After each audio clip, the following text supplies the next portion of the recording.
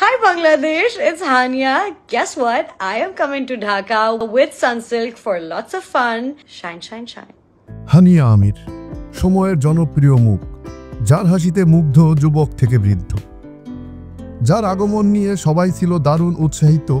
কিন্তু বাংলাদেশে আসতে না আসতেই হানিয়া আমির পড়ল দারুণ এক মহাবিপদে।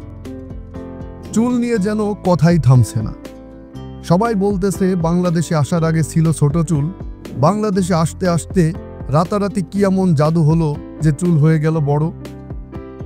তবে যাই হোক, তার হাসিতে যেন সবাই মুগ্ধ, সবাই যেন তার পাগল। এই সব দেখে অনেকে তো বলছে 1971-এর যুদ্ধে পাকিস্তানি সৈনিক না পাঠিয়ে হানিয়া আমিরের মতো 2-4 জনকে পাঠিয়ে দিলে বাংলাদেশ গিফট হিসেবে দিয়ে দিত তাদেরকে।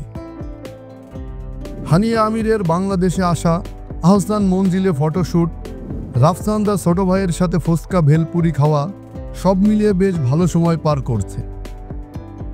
কিন্তু এই ফুচকা খাওয়া নিয়ে শুরু হয়েছে নতুন বিতর্ক। হানিয়া আমিরের ফুচকা খাওয়ার পর এক্সপ্রেশন দেখে সবাই বলছে ফুচকা ভালো লাগে নাই, ক্যামেরাম্যান থাকার কারণে হাসি দিয়ে কিছু বুঝতে দেয় নাই।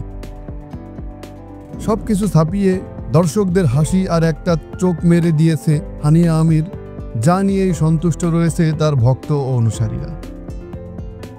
আহসান মঞ্জিলে ফটোশ্যুট, রাফসানদার ছোট ভাইয়ের সাথে ফুচকা খাওয়া, রিকশায় ভ্রমণ, সব কিছু মিলে দারুণ একটা সময় পার করছে হানিয়া আমির।